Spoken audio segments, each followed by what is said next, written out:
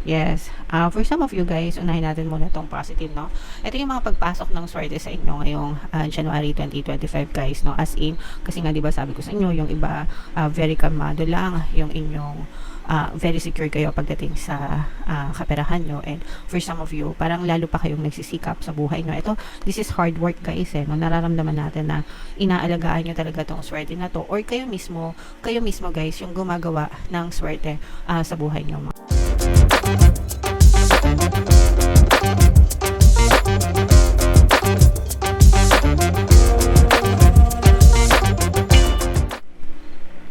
Hello guys, hello Scorpio, Happy New Year, Happy 2025 sa inyong lahat mga kapiksi. Ang pamagat ng ating episode for tonight is No Moon Kapalaran para ngayong December to January para sa Scorpio, Sun, Moon, Rising, Sign, and Venus. Dalawa yung ating No Moon ngayong December, guys. Yung isa nung December 1 and then yung ngayon naman is sa December 31 mga kapiksi. Tapos yung next na no moon natin ay sa January 29. So, ang reading na to ay parang ngayong December 31 to January 29 mga kapiksi. And ito yung ating moon message for you guys. Look at the bigger picture. Okay, so napakaganda ng message para sa inyo. Yeah, so let's look at the bigger picture mga kapiksi. Huwag tayong masyadong mag-focus dun sa nakikita lang natin. Sometimes meron yang mga alam mo yun, kaganapan behind the background, and depende sa meaning na ina-attach natin dun sa mga sitwasyon. You can either perceive things or situation sa negative or sa positive. Okay, ibig sabihin pwede mong yung isang bagay na nangyayari sa'yo, pwede mo siyang tingnan negatively or pwede mo siyang tingnan positively.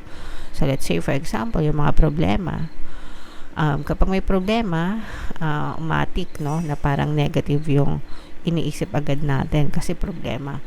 But, in essence, may positive din na dala-dala yung mga problema because may mga lessons tayo na matututunan. Sometimes, kailangan mangyari mga problems na yon para lumabas yung kapositibuhan, no? So, ganun mga kapiksi. There's always a negative and positive side sa mga bagay. So, when we say the bigger picture, titigan natin yung positibong nangyayari instead dun sa negative. Okay? Attune to the moon, guys. Take time out for a mini break or adventure. For some of you, guys, malamang nakapag-break na kayo ngayong Christmas season, di ba? Ngayong holiday season. Sometimes, yung mga kumpanya, nagsha-shutdown talaga sila for 2 weeks. While there are other na kahit hindi man dire-diretso 2 weeks, at least may mga longer breaks kayo, 'di ba? So nakapagpahinga pa rin kahit papaano. So yung pahinga na 'yon, sana ginastos nyo ng mabuti para ma-recharge yung energy nyo, mawala yung mga stress nyo, and mag-focus lang sa kasiyahan, joy, especially with your family mga kapiksi. Okay? Additional meanings for this card, guys. This situation may have come around because you've been distracted. So, yung sitwasyon na nangyayari sa inyo, nangyari yan because you focused on it, mga kapigsi. So, kung negative yung nangyari sa inyo, ibig sabihin, na-distract kayo sa pagiging positive and mas na-focus nyo yung negative. Kaya siya yung na-push out sa inyong physical reality. Pero, sa lahat ng bagay, guys, you can either experience positive or negative things depende sa kung ano yung focus ng attention nyo. Kaya dapat you make it a habit na everyday palagi kayong nakafocus sa positive mga kapiksi. Hindi natin sinasabi na think positive para lang i-motivate kayo, guys, no? There's more than that, no? There's more to it than that. sinasabi natin, especially dito sa channel natin guys, paulit-ulit ako dyan, sinasabi ko sa inyo, think positive para yun ang ma-push out sa physical reality nyo or yun ang ma-experience nyo sa buhay nyo. Because kung ano yung fino-focus ng attention nyo, yun din yung na-experience nyo. Okay? Be confident guys, no? And have you shown that you care? Pinakita nyo ba sa mga mahal nyo sa buhay na mahal nyo sila? So make sure na ginagawa nyo yan. And yeah, so yan ang ating moon message para sa inyo mga kapiksi. Comment down below if naka-resonate kayo dyan. Tingnan natin yung ganap sa inyo guys ngayong no moon season. Shuffle natin to guys. Habang sinashuffle ko to, panoorin nyo muna yung video natin regarding sa ating paano mag-manifest ng abundance video course. Kapiksi, sawa ka na ba sa mga struggles at hirap sa buhay mo? Masipag ka ba at masikap sa buhay ngunit hindi ka pa rin umaasenso? Ilang beses ka na bang nag-attempt mag-negosyo at mag-invest pero palagi ka pa rin nalulugi? Sa pagkakataon na ito ay maaaring may subconscious beliefs ka na nagiging balakid sa iyong pag-unlad at pagyaman. Introducing, paano mag-manifest ng abundance video course. Dito ay matututunan mo ma-overcome ang mga balakid mo para tuluyan ka ng umunlad, umasenso, sumagana, maging matagumpay, successful at maswerte sa iyong kabuhayan, pera, trabaho, negosyo sa lapi at kaperahan ng bonggang-bongga. Dali, mag-send na ng email sa pinoypixitaro@gmail.com at simulan na ang iyong pagyaman ngayon. Alright, so sa lahat ng gusto mag-avail ng course guys, yung promo natin ngayong December, una magbibigay tayo ng 15% discount. Pangalawa, magbibigay din tayo ng free 3-in-1 pampaswerte sa subliminal guys. So pampaswerte sa buhay, sa pera at saka sa love life. Sobrang ganda mga kapiksi. And meron din tayong bagong course, paano mawala ang third party at magkaroon ng harmonious na relationship para mawala yung mga kabit ng mga jowa nyo guys. 20% discount until December 31, kaya i-avail nyo na mga kapiksi.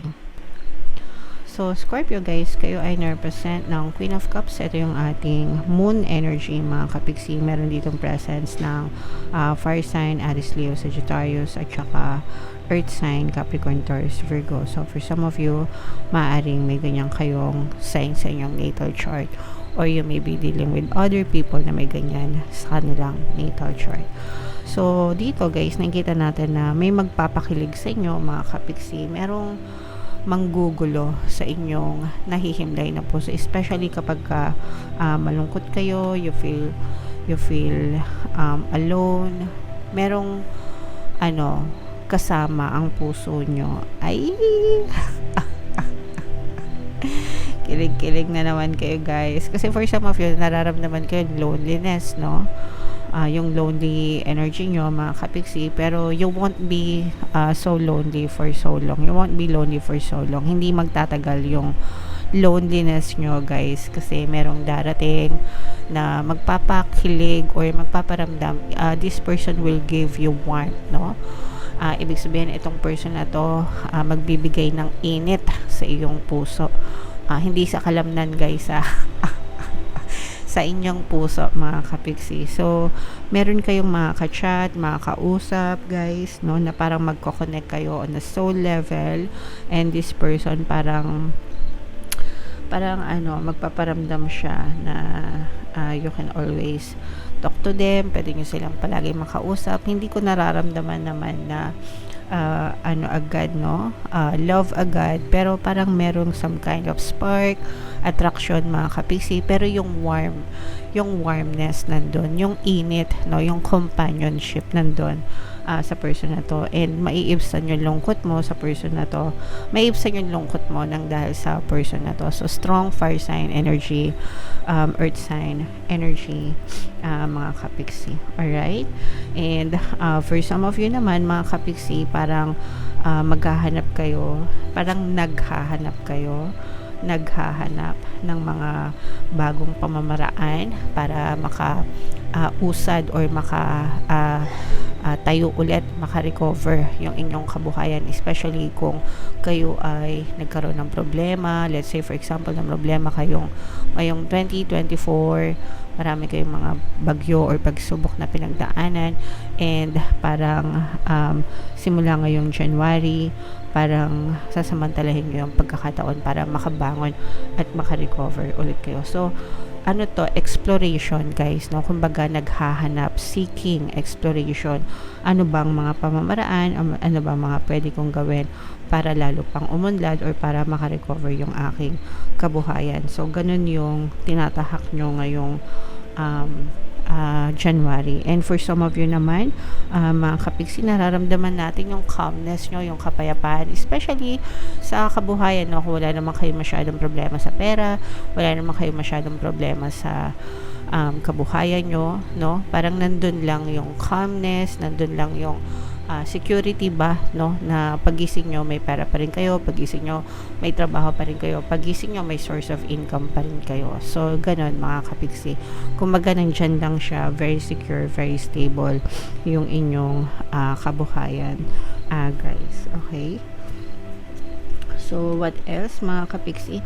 Ito na, wow, grabe, nararamdaman na natin. Ito na yung pagpasok ng swerte, guys, no? Pagpasok ng swerte. Yes.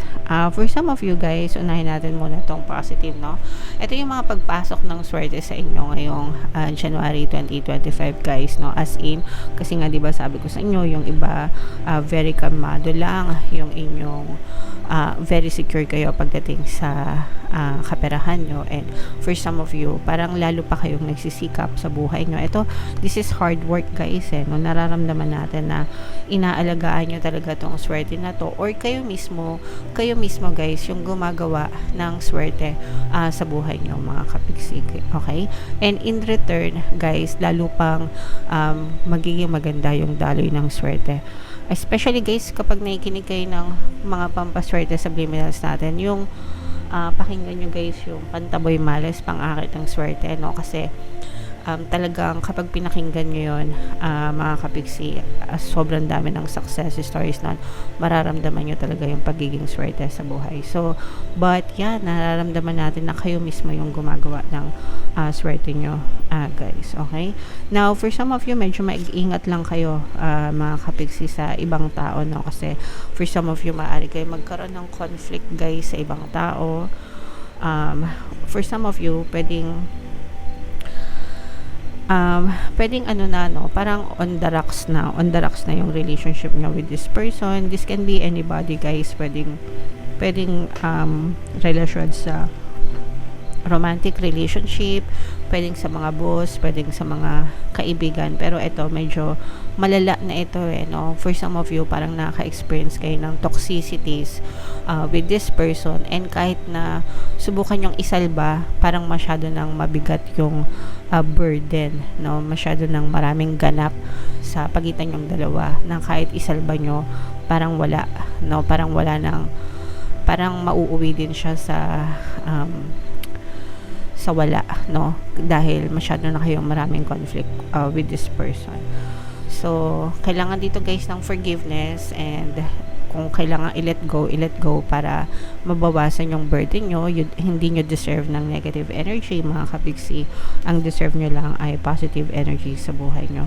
So, huwag kayong matakot na to let go yung mga tao, bagay, sitwasyon na toxic sa buhay nyo para hindi kayo mag-suffer, mga kapigsi. Okay?